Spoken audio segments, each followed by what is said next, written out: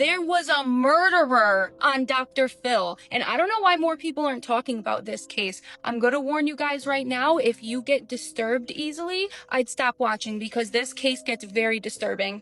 First, I'm going to tell you about the case itself, and then we're going to get into the astrology of it. And you already know that 18 and 22 degrees have something to do with it. This beautiful boy is Dylan Redwine. He was born on February 6, 1999, and he would be described by his friends as very outgoing, funny, loved to talk back and forth via text. He was an Aquarius with a Libra moon. Dylan's father was the last person to see Dylan alive, and the mother automatically thought that he had something to do with it, so much so that she made him go on the Dr. Phil show. There's so many sick, demented, twisted turns that this story takes, so in this video, I'm going to talk about what he said happened that day. But first, a quick reminder, he is a sick, twisted fuck. And you will see why later. Dylan's parents are divorced, and it was court-ordered that on November 17th, Dylan had to fly to go see his father for Thanksgiving. His flight actually got canceled though, and so he flew on November 18th.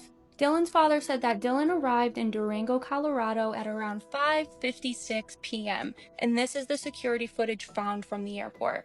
They then drive to Walmart and then eventually out to eat at McDonald's, and his father makes a big emphasis on, oh, I wanted to take him to a restaurant to sit down and eat, but he wanted to go to McDonald's. We'll get to that. Then he says they were eating the McDonald's in the car for the ride home, and they arrived home and watched a little TV before they both went to bed. By the way, I just want to add in here, this dude lives on a 22-mile stretch of nothing at the end of a dead-end street. So they are in the middle of nowhere. Then he says he wakes up at like 7 o'clock in the morning because he has to go to his job to get some payroll thing. So he tries to wake Dylan up to ask him if he wants to go with him for the ride. And he said that Dylan didn't want to go, he wanted to sleep in. And then his dad leaves the house at 7:30. And that would be the last time he ever sees his child. His dad then comes home at like 11:30 and notices that Dylan isn't there. What do you think he does when he finds that out? One thing this McDonald's CEO video showed me is that almost all of these big tech and corporate CEOs move the same. Was I surprised when he didn't even take a bite of that burger? Nope. Not at all. Want to know why? The CEO of Pepsi talked about not even letting their kids drink soda like that. Mark Zuckerberg tapes over the cameras on his laptop and phone. Steve Jobs didn't even let his kids use an iPad. And yet regular parents are letting their kids scroll through brain rot reels all day, to the point where now a lot of them can't even sit through a full movie. Bill Gates limited how much technology his kids are allowed to use. So when the CEO of McDonald's calls his food a product, and looks like he's wiping his mouth when he could have just spit the burger out, I am not shocked at all, especially when it looks like they cut through the video of him even swallowing the burger in the first place. Because the people selling the product almost never live the same way as the people consuming it. The people at the very top protect themselves from the things they sell to everyone else. And when the people who build the system don't even use what they're selling you, that should probably tell you everything you need to know. I don't know how more people don't know about the horrific case of Judith Barcy, the adorable little girl who was the voice of Ducky in The Land Before Time. So it was the late 80s in sunny Los Angeles, and Judith Barcy was living with her mum Maria and her dad Joseph. Judith was absolutely destined to be a star. She was just the most gorgeous and talented little girl. Nobody could believe her work ethic for such a young child. She was originally just headhunted out and about and got invited to do an advert, and the rest was history. People loved her. Her career just blossomed from there. Now, she was really tiny for her age, which worked wonders for her career. She was 10 years old, but she was able to play 6, 7, 8-year-olds. I personally always just knew Judith as the voice of Ducky from Land Before Time. The little tiny dinosaur that went, yep, yep, yep. So cute. She even played a little girl in Fatal Vision who was murdered by her own dad. She ended up making so much money, over $100,000 every single year, which is wild as a child. And her parents actually used that money to buy a house. Side note, I personally feel a little bit iffy about that. Like, surely you would just put that in her savings. That's her money. Anyway, no one would ever know from her smiley little face and bubbly personality that Judith's life behind closed doors was a living nightmare. Her dad, Joseph, was absolutely vile, incredibly violent and aggressive, abusive, a drunk. He was constantly abusing and making threats to his wife, Maria, and Judith too. He'd get drunk, he'd hit them, he'd threaten to kill Maria, and sometimes even threaten to kill his own daughter to make Maria suffer. No wonder Judith was so happy and carefree on set. She must have just been grateful to get away from that psycho. When Judith and her mum were about to fly to the Bahamas to film the sequel to the Jaws film, Judith's dad took her to one side and held a knife to her throat. He said, "If you decide not to come back, I will cut your throat." What kind...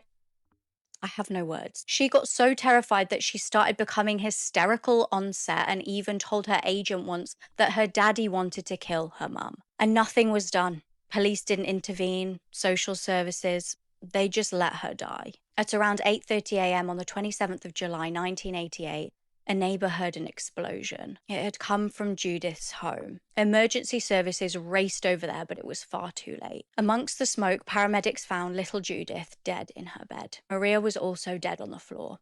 They'd both been shot and covered in petrol, and Joseph had then set a fire and unalived himself in the garage. Judith's gravestone had the little ducky quote inscribed on it, and she very much lived on in the films that she starred in. Heartbreakingly, one film was All Dogs Go to Heaven, which was released after her death in 1989. The character Judith plays is chillingly falling asleep in her bed, and she says to her dog, "Charlie, will I ever see you again?" Charlie responds, "Sure you will, kid. You know goodbyes aren't forever." Her last words in the film were, "Then goodbye, Charlie. I love you." This 12-year-old girl passed away after an alleged bully at school took a metal water bottle and threw at her head. Her name's Kimberly Zavalita Chukipa. So on February 15th, there was an incident at school where a student was allegedly bullying her sister, and she stepped in to try to protect the sister. And the alleged bully took a metal water bottle and threw at her, hitting her in the head. In the days afterwards, she began having severe headaches, so her family took her into the ER, but they ended up discharging her. Now, I'm not sure what kind of imaging, if any, they did, if they did like a brain MRI or a CT scan, but I do know that she was not admitted. And then a few days after that, she was at home and she completely collapsed. She was rushed to the UCLA Children's Hospital, where it was determined that she had hemorrhaging in her brain. They put her into a medically induced coma, and then she had to undergo surgery on her brain. But afterwards, at 3:30 in the morning on February 25th, she passed away. Her parents, siblings, and rest of the family are absolutely distraught over this. Now, the LAPD is investigating this as a homicide, but because it involves minors, they aren't releasing any information. A GoFundMe set up for her says that she loved her family, music, volleyball, and going on walks with her dogs, and she had several dreams for her future. I'll keep you guys updated with whatever happens with this case. Personally, I don't think the alleged bully intended to end her life. They probably weren't even aware that throwing a bottle and hitting somebody in the head could do something like that. But that's just yet another reason why assault or violence of any kind should never take place, because you just never know what could happen. And if you want to donate to the GoFundMe, it's titled "Help Kimberly's Family After Deadly School Bullying." This influencer was turned into human soup. I'm True Crime Caitlin, and this is the murder of Abby Choi. 28-year-old Abby was a rising influencer and model. She was born as part of a very privileged, prestigious family in Hong Kong, and so growing up, she had always enjoyed the finer things in life, and this continued on through her adulthood. She would go to parties with Dior, she was on the front cover of Vogue magazine, and she was a socialite. Despite this, however, Abby never let this get to her head. She was described as a very humble girl who had a huge heart. She was very grounded and down to earth and was always happy to help other people, even sometimes more than she should have. By the time she was 28 years old, Abby was a mother to 4 children and she had been married twice. Following her first divorce, Abby still took care of her ex-husband's family. This was a man named Alex, and she had put Alex's family up in a beautiful apartment, which was worth millions. She let them live there rent-free, she paid all of the bills, and she even took on Alex's brother Anthony as her personal driver. He was her chauffeur who she paid very well, giving him a stable income. Even though they were no longer married or even in a relationship, Abby still wanted to help and look after Alex and his family. As she grew older, however, she started to realize that her generosity was more than being taken advantage of. She had decided that she was done. She had given Alex and his family more than enough of her money. She had been very kind to them. She had looked after them for many years, and she was sick. She was sick of funding their lifestyle and always footing the bill. So in 2023, she decided she was going to put an end to it. She approached Alex's dad and told him that they needed to leave the apartment. She wasn't going to be doing this anymore. And in response, he threatened to kill her if she went through with this plan. On the 21st of February 2023, when Abby Choi didn't show up to the school to collect her children, that was incredibly strange. Abby had never done this before. What was even stranger is when the school tried contacting Abby, they couldn't get through to her, and her job was being a full-time influencer, which meant that she was glued to her phone. She was constantly on it. So why wasn't she answering? Why didn't she show up to collect her children? This was so strange that only 2 hours later, she would be reported missing to the police. A team of over 100 officers worked this case, desperate to try and find Abby, and 72 hours later, they did. Over 20 miles away in a makeshift butcher shop, Hong Kong officers would discover the remains of 28-year-old Abby Choi. She had been murdered and her body dismembered. 2 of her legs were found in the fridge freezer. On top of a hob, there were 2 really big pots which were boiling away in the process of making soup, and in one of them was Abby's decapitated head. In the other, there were other remains and bones. Inside of this butcher shop, the police would discover instruments that were used in the process of dismembering Abby. This included a meat slicer, a mincer, a cleaver, and an electric saw. After going on the run trying to flee the country, literally trying to flee Hong Kong, police would arrest Abby's ex-husband Alex, along with other members of his family. This included his brother Anthony, who was Abby's personal driver, their 63-year-old mum, and Alex's dad, who happened to be a ex-police sergeant. As far as I could see, the mother is currently out on bail, and all 3 of the men are awaiting their trial, which is scheduled to begin in September this year, 2026. These sisters are known as the Scissor Sisters after they killed and cut up their mom's boyfriend. This is an extremely complicated and controversial case. It's also considered one of the most gruesome murders in all of Ireland. Our case begins with a woman named Kathleen. She was married to a man named John Mulhall. Together they had 6 children, but unfortunately the marriage and the family was very troubled and unstable. It has been said that John was a very abusive husband, and both him and Kathleen really struggled with alcohol addiction. And as for their 6 children, they unfortunately all grew up and really fell into the same cycles, whether it was getting into toxic relationships,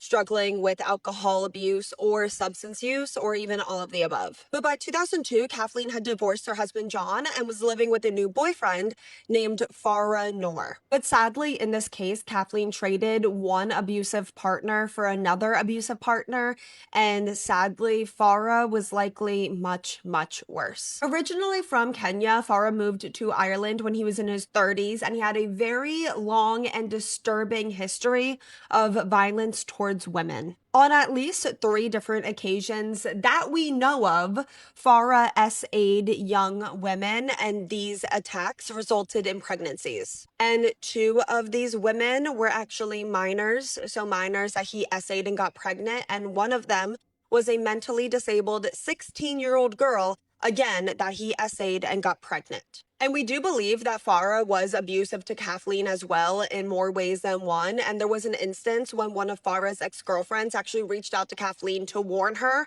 that she should leave Farah or he would eventually kill her. And this brings us to March 20th, 2005. It was the weekend after St. Patrick's Day in Ireland, so clearly a very big deal, and everyone was in the mood to party. 2 of Kathleen's daughters, 30-year-old Linda and 21-year-old Charlotte, were always very, very close, and they both sadly struggled with alcohol and substance abuse, and on that day, they both wanted to party. They met up in Dublin with their mother and their mother's boyfriend to drink, and the party later relocated and continued at Kathleen and Farah's place. And not only were they drinking, but they were also using the substance E. Now, at some point in the night, after drinking and using substances, Farah became really inappropriate with his girlfriend's daughter, Linda. He's touching her, he's grabbing at her, and pulling her onto his lap.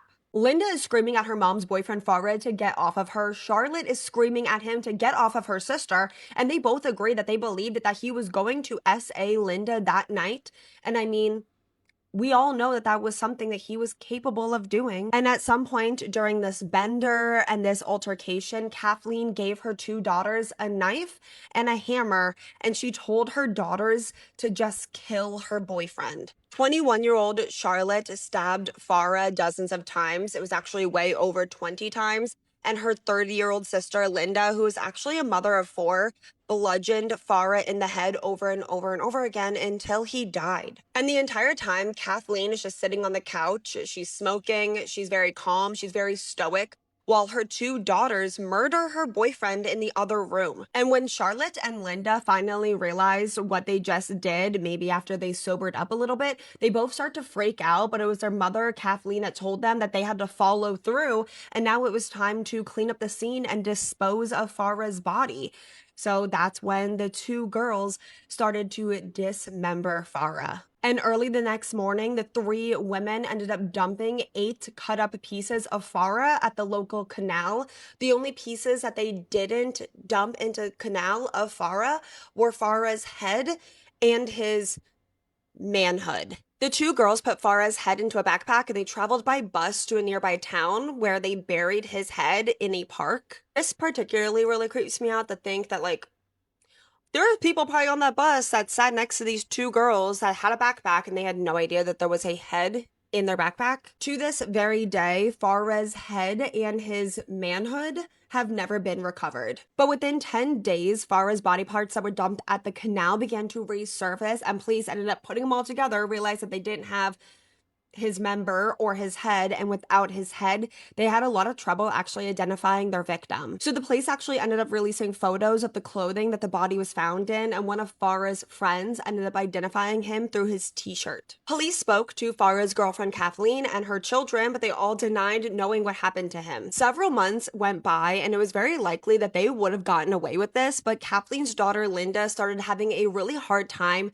living with what she did. She was having terrible nightmares. So Linda went to the police and she made a full confession. So Linda and her 21-year-old sister Charlotte were both arrested for murder, but their mother Kathleen ran off. She left the country and became a fugitive, leaving her two daughters to deal with the mess. And sadly, this wasn't the only parent that the two girls lost. After their confession, their father, John, ended up taking his own life. This case really took off in the media. The media began calling the sisters the Scissor Sisters, and they quickly became some of the most notorious people in the entire country. Both sisters pled not guilty to murder, pretty much saying that they were provoked into murdering their mother's boyfriend. Linda, who was 30 years old at the time of the crime, was sentenced to only 15 years in prison, when her 21-year-old sister Charlotte was sentenced to life. After nearly 3 years of being a fugitive, their mother Kathleen was brought back to Kathleen to stand trial, and she was sentenced to only 5 years in prison. She has since been released, and Linda was also released after serving 12 years of her 15-year sentence. And as for 21-year-old Charlotte, who was the youngest of the girls and also received the harshest sentence, she started receiving overnight release in 2025. And at some point this year in 2026, she will be released from prison after serving 20 years of a life sentence. So interested to hear your thoughts on this case. This has been so highly requested, so I'm so interested to hear all of your thoughts, theories, and opinions on this case. And especially if you're from Ireland, I really want to hear from all of my Ireland viewers on this case. I want to know, how has perspective changed on this case in Ireland? I feel like, if I had to guess, this case is perceived a lot differently now than it was 20 plus years ago. I really feel like this case would have had a lot different of an outcome if it had gone to trial today than in the early 2000s. So interested to hear all your thoughts on this one. Please let me know all your thoughts in the comments. But while you're there, please always remember to be respectful. This is a very nuanced case. There's a lot of really complicated layers to it. So please just always remember to be respectful. And while you're in the comments, please let me know what case you want to see me cover next. And thank you to everyone that suggested we covered this case. And I will see you guys all next time at my next video.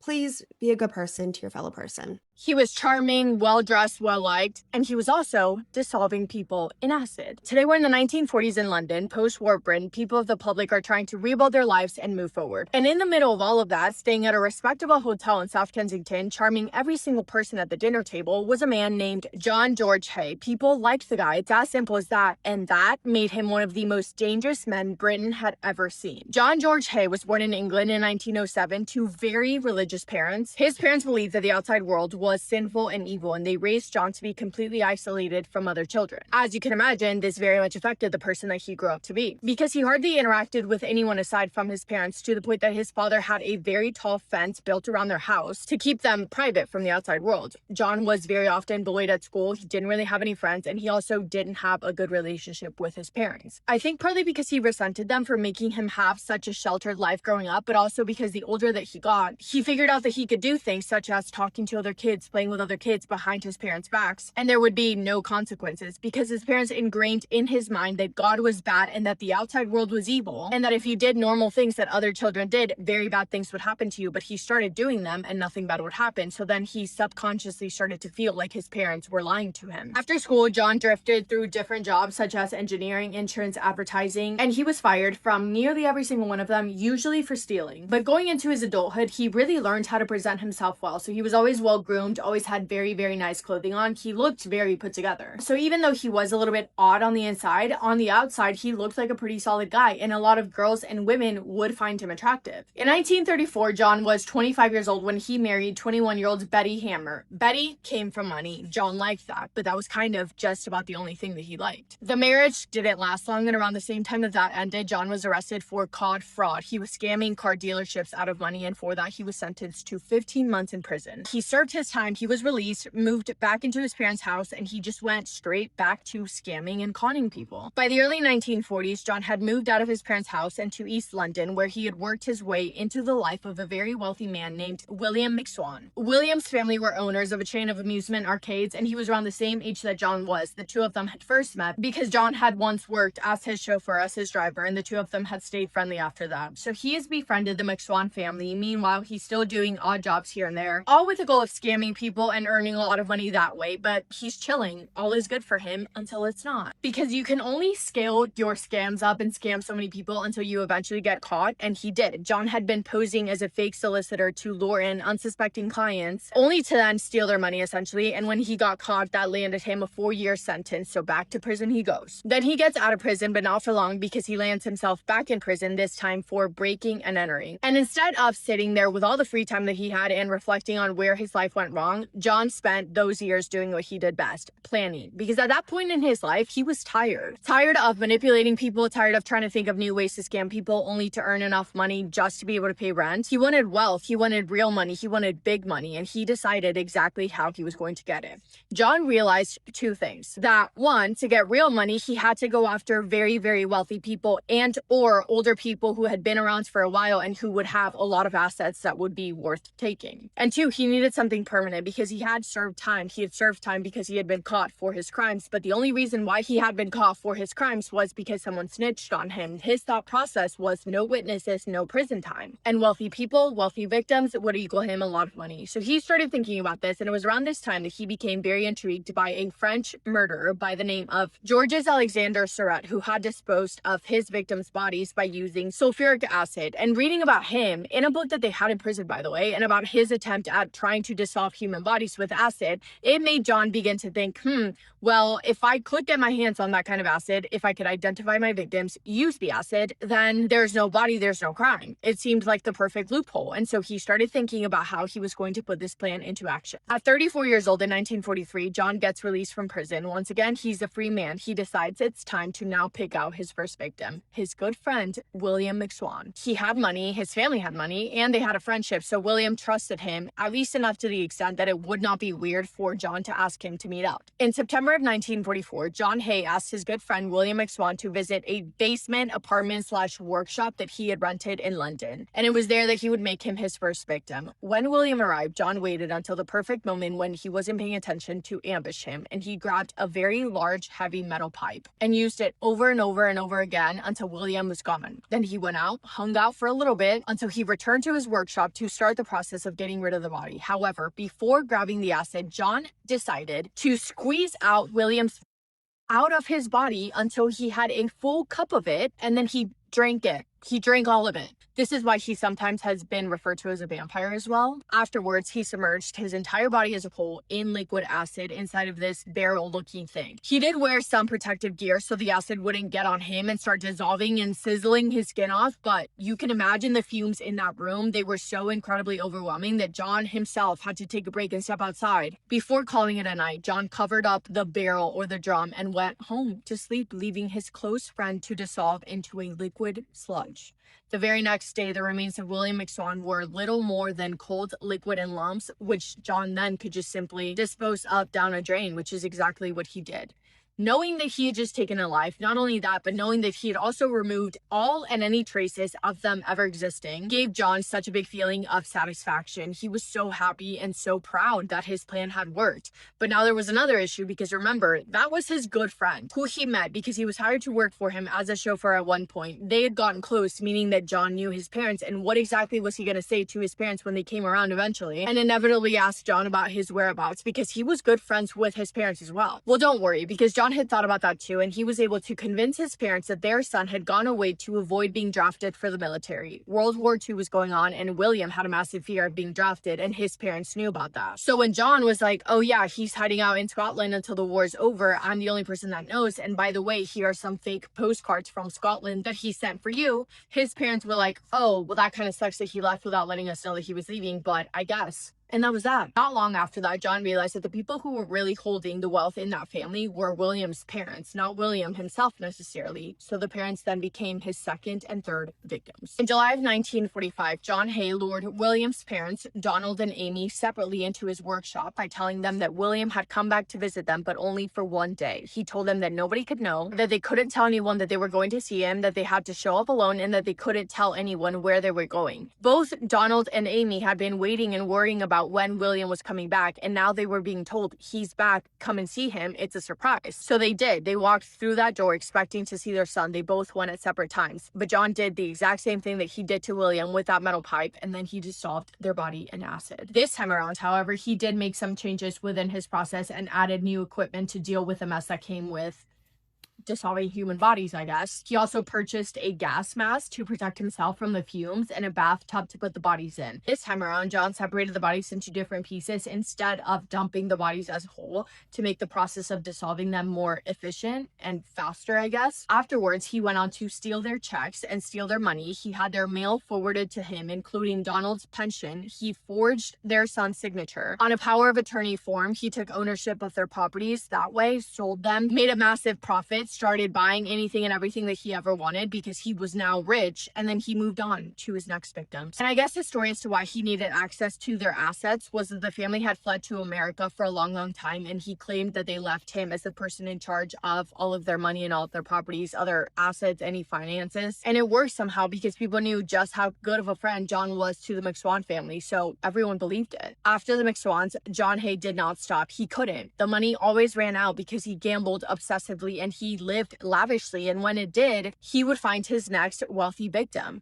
In 1948, he targeted a couple named Archibald and Rose Henderson. After faking fake interest in a house that they were selling, he became friendly with them and was invited over to their flat to play the piano for a housewarming party they were having. I guess he mentioned in conversation that he was very good at playing the piano, and Rose was like, oh, perfect, I'm having this party, why don't you come play for us? Then one day, while at their house, he noticed that Archibald had a collection of weapons, and he took one, planning to use it on committing his next crime. In February of 1948, John drove Archibald Henderson to his workshop on the pretext of showing him an invention that he said he created. When they arrived, John turned on him, and using his own weapon, him in the head. He then lured Rose Henderson to the workshop, claiming that her husband had fallen ill, and he did the exact same thing to her. Afterwards, he disposed of both of their bodies in oil drums filled with acid, waited for them to dissolve, and then disposed of any remaining sludge from their bodies outside in the back of his workshop. He forged letters with all of their signature. He sold all of their possessions, keeping their car and their dog for himself. And he was somehow able to convince everyone that the couple had just moved to South Africa. In early 1949, John Hay was living at an upscale hotel in South Kensington, London, but once again, he was starting to run out of money. Retired and living at that same hotel was a 69-year-old widow named Olive Durand Deacon. She was wealthy, she was kind, and she was looking for company since she had lost her husband. And guys, John was charming. Like I said, as a kid, he was an odd kid, but by adulthood, he had figured out how to present himself properly, even more so when he knew that it was something that he could use to his advantage, and he did.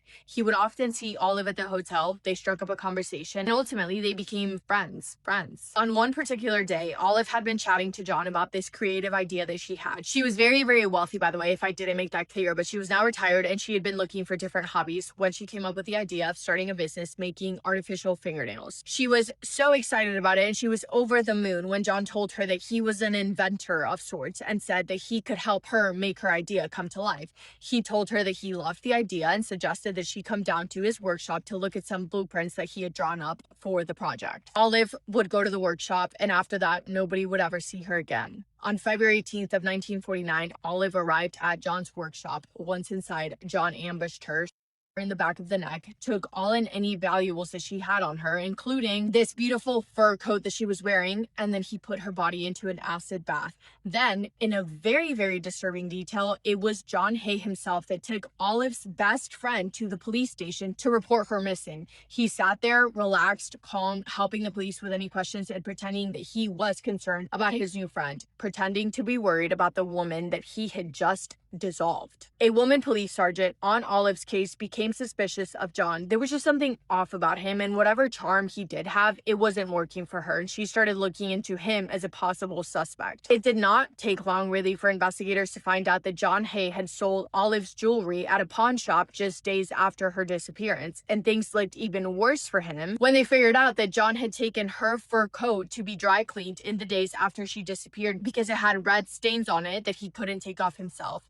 Police searched his workshop, and even though they knew that he was quite a sus guy, nobody could have ever imagined what would be found. Inside of the workshop, they found several 40-gallon drums and containers of concentrated sulfuric acid. Outside in the yard, some reports state that they found 28 pounds of melted human body fat, part of a human foot, human gallstones, and part of a denture. John was taken in for questioning, and he was arrested, and when detectives made it clear to him that they had more than enough to charge him with, he apparently leaned forward and he asked if a person could be released from Broadmoor. Broadmoor, we've talked about that before, is the UK's most infamous psychiatric hospitals. His question was if a person could be released from Broadmoor faster or more easily than they could from prison. So he was already plotting his defense, I guess. But to everyone's surprise, John Hay just confessed. He told them about everything that he did. He actually said that he had a total of 9 victims, although that has never been verified. But he said, yeah, I did it. And he still thought that because there were no bodies, he wouldn't be convicted for anything. Obviously, he was wrong.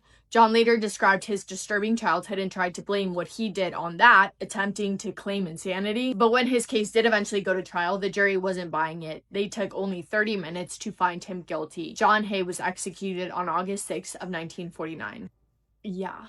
Obviously, on my TikTok page, we talk about all kinds of crazy people, and we see all different kind of victims, all different kind of crimes, all graphic, disturbing, and so sad. But how sick and twisted a human being has to be to do these things. Just imagine the thought of planning out this whole thing, putting a human body in acid, watching it melt away, liking it, and then doing it again. Can you even... we've talked about so many crazy people, but it never fails to shake me to my core because what? Anyway, that's all from me today. Thank you for spending time with me today. Let me know your thoughts on this case.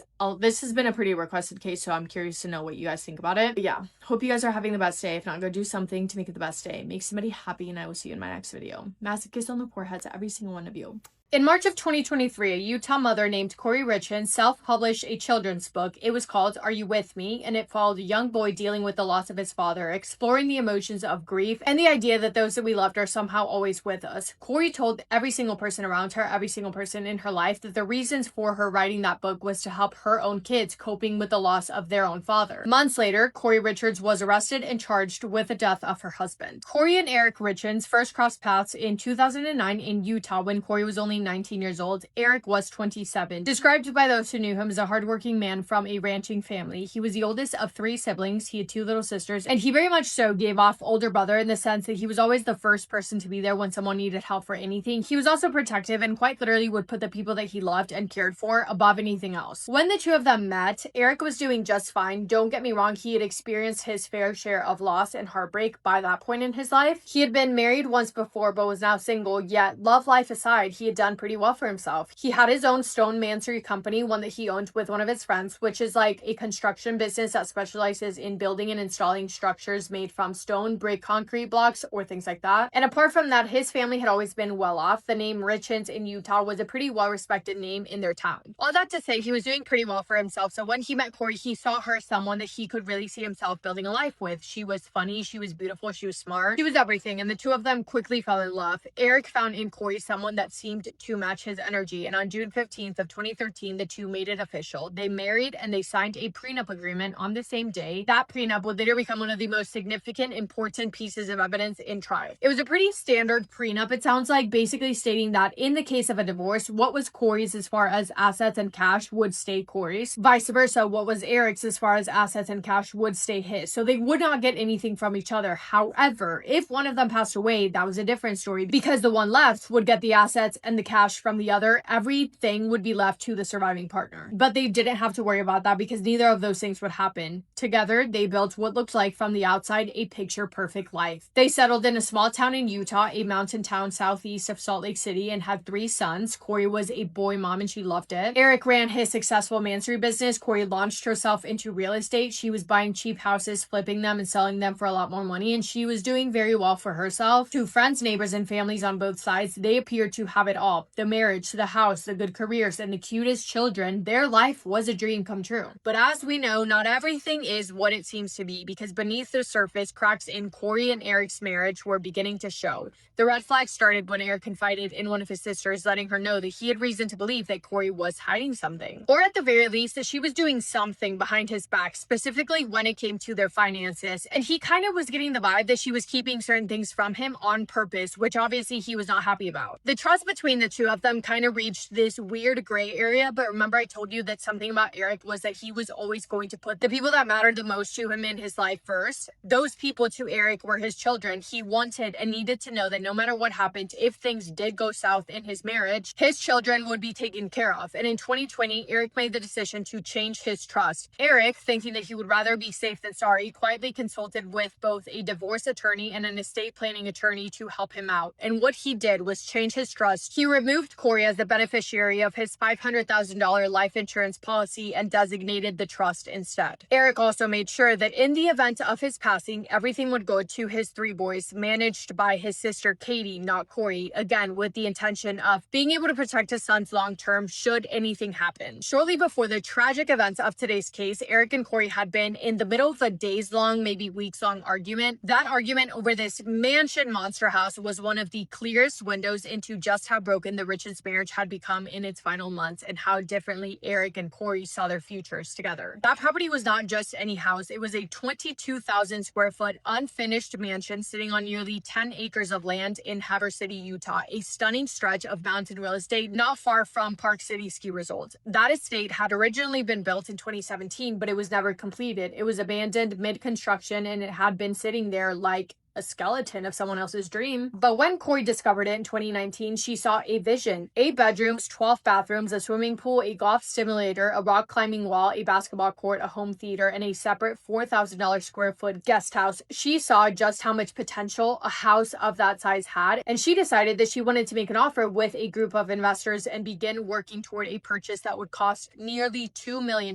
An accountant reportedly told Corey and Eric that if she were to complete the project and stay on budget, budget, they could, if all went well, they could potentially walk away with a $12 million profit. For Corey, this was the deal that was going to change everything. This was the one. However, Eric, he did not see it that way. Paying bills worth of millions of dollars to put into a house that he wasn't sure of to begin with, it was not a great idea in his eyes at all. He just thought the risk was too high for the unknown, because who's to say that the construction would all go according to plan? Who's to say that they would stay within budget? And who's to say that they then would be able to sell it for as much as Corey wanted to sell it for? No one could say for sure, and he was not ready to risk it. And according to Eric's family, he wasn't just hesitant, it wasn't even an option in his head. He had made up his mind, and his family members claimed that he had planned to tell Corey that they were not going to be buying the mansion at all. Not only that, but he was also planning on telling Corey that she was being cut out of his will that very same day, and he made the decision to cut her out of his inheritance because she was doing fishy stuff behind the scenes. For example, she had tried to switch out their life insurance policy to make herself the only beneficiary without telling Eric. He found out, and then he changed it back. So her behavior was shady, and Eric was not having it. He was still secretly meeting up with that divorce attorney, trying to weigh out his different options while keeping it hush-hush because he didn't want his sons to think that anything was wrong. March 4th of 2022 was a Friday, and that day was the day that Eric Richens was found deceased inside of his own home. On the evening of March 3rd, the night prior, Corey Richens made her husband a beverage. She told investigators that she made it and served it to him because they were celebrating a recent real estate closing. Eric took the glass, he drank it, and according to Corey's account to police, he complained of chest pain before he eventually just headed off to bed and went to sleep. She told investigators that she went to sleep in one of her children's rooms because he was having a nightmare, and woke up around 3 in the morning to eventually go back to her and Eric's bedroom. It was then that she found Eric cold to the touch at the foot of their bed, lying on the floor. She called 911. Corey Richens placed the call to 911 dispatchers at 3:21 in the morning on March 4th, 2022. However, prosecutors would later allege something significant. According to their argument, cell phone data showed that Corey first accessed her phone at 3:06 a.m. but did not dial 911 until 3:21 a.m. That's a 15-minute gap that the prosecution would argue reflected a guilty conscience. On the call itself, Corey can be heard saying, quote, "I just came into bed in our bed and I turned over and he's just cold. He's just so cold," end quote. She told the dispatcher she did not know what happened. When the dispatcher then tried to instruct her to perform CPR, Corey gave excuses as to why she couldn't, at one point saying, quote, "I can't move it. It's just dead weight," and asking, quote, "I'm sorry, can you please send somebody," end quote.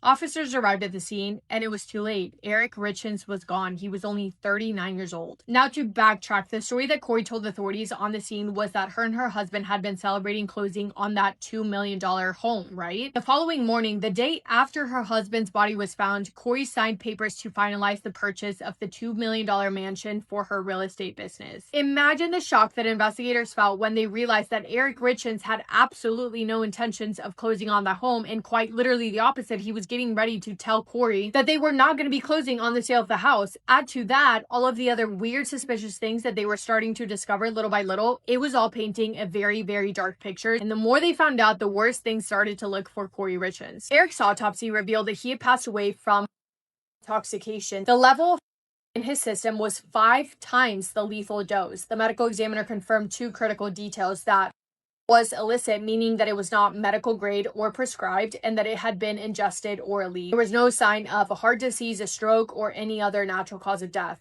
Because of that, the manner of death was ruled a homicide. But despite the autopsy results pointing to clearly someone having done this on purpose, Corey was not immediately arrested. Investigators would spend the next year building the case because they had to make sure that they were correct in what they were starting to believe happened. During that time, Corey continued to live her life publicly. Like I said, she signed papers to close on that mansion, but then she ended up putting it back on the market 2 weeks later. And then in March of 2023, she announced that she was self-publishing the grief book, Are You With Me? Corey Richens appeared on Good Things Utah in April of 2023 to promote her new book, sitting across from the television host describing her husband's passing as unexpected and difficult, and she talked about healing. But as she was busy appearing on TV, investigators were digging into her and Eric's marriage, and they were finding a lot of valuable, scary information, to say the least. Investigators learned specifically about this one incident that happened in Greece years prior, the same way that they learned about nearly everything else that was suspicious in this case from Eric's own family after he was already gone. When detectives began speaking to Eric's family members, they were told that Eric had believed that his wife had attempted to get rid of him during a trip in Greece several years earlier by serving him a beverage that made him incredibly sick. Imagine that. When that happened, Eric told his sisters about it and said that he thought that Corey wanted him out of the picture. And then the family told investigators that Eric had warned them repeatedly while he was alive that if anything happened to him, his wife Corey would be the person to blame. That gray story was just one piece of a larger picture that his family painted for detectives, because they also found out that in 2019, Corey took out a $250,000 home equity line of credit against the family home, which was Eric's premarital property, without his knowledge or permission. She had also been withdrawing money from his business accounts and charging his credit cards. When Eric discovered this in September of 2020, he confronted her. She promised to pay it back, but by that point, she had already charged more than $30,000 on his credit and withdrawn at least $100,000 from his accounts. That was around the time that Eric had first reached out to that divorce lawyer. They also found out that Corey had changed the life insurance policy for herself to be the only beneficiary, but then Eric changed it back. But then I think Corey changed it back again, because at the time of his passing, it sounds like Corey was under the impression that she was the only person listed as the beneficiary. She had no idea about Eric's sister's name being on anything, and it's believed that she truly, really believed that she was going to get everything. Corey had also been taking out life insurance policies on Eric without him knowing. Prosecutors alleged that she had secretly taken at least 4 separate life insurance policies on Eric between 2015 and 2017 without his knowledge, with a combined amount of nearly $2 million. In January of 2022, just weeks before Eric's passing, investigators say that she forged his signature to take out yet another $100,000 policy. It also came out, just when you think she can't get any worse, Corey was having an affair. In 2020, Corey began a romantic affair with a man named Robert Josh Grossman, who went by Josh. Josh was also involved in real estate, and he worked with Corey on different projects building houses. The two of them discussed dreams of a future together. There were text messages found in which Corey told Josh that she wanted to leave Eric and one day marry him. A text from Corey to Josh reads, quote, "If you could just go away and you could just be here, life would be so perfect," end quote. But the real nail in the coffin was when investigators found a secret phone that Corey had. On said phone was a contact named simply as CL Carmen Lauber, the woman who cleaned one of Corey's houses that she was flipping. At some point in early 2022, Corey approached Carmen looking for a certain substance she said that she needed as medication for an investor. Carmen connected her with a man by the name of Robert, and the two of them arranged transactions at a gas station in Draper, Utah. The first purchase happened February 11th, 2022, 3 days before Valentine's Day, but Corey came back after that. She wanted something stronger. She used a specific phrase. She asked for, quote, "the Michael Jackson stuff," end quote. The second transaction took place February 26, 2022, and a third and final transaction took place March 9th, 2022, just 6 days before Eric's body would be found. All of that is only part of what investigators discovered throughout their year-long investigation, but finally, on May 8th of 2023, over a year after Eric's passing and just 5 weeks after Corey had appeared on that Good Things Utah to promote her grief book, she was arrested and charged with aggravated murder. A judge denied her bail, saying that she was a substantial danger to the community. Her trial began February 23rd of 2026, and it lasted 13 days. Prosecutors calling more than 40 witnesses, the defense calling none. Corey Richens declined to testify in her own defense, and on March 16th, so literally just last week, Corey Richens was found guilty on all counts. She's not yet been sentenced, but yeah. Outside of the courthouse, Eric's sister Amy spoke, saying, quote, "Honestly, I feel like we're all in shock. It's been a long time coming, so just very happy that we got justice for my brother. Our focus is now on honoring Eric's life and supporting his voice as we all continue to heal," end quote. And I know you guys are wondering, it sounds like the 3 sons have been taken by some of Eric's relatives, and I believe they have also filed for guardianship. Yeah. I mean, the guts that she has. And obviously every single case we cover on my page is horrible and terrible and so heartbreaking and sad. But there's just something that really breaks my heart when it's the spouse, because it's like at one point in your life, you married this person, you stood in front of one another, you said your vows to each other, and now this is how everything ends. It's just, it's beyond me. Anyway, that is all I have for today's video. Thank you for spending time with me today and for listening to Eric's story. Hope you guys are having the best day. If not, go do something to make it the best day, make somebody happy, and I will see you in my next video. Massive kiss on the forehead to every single one of you.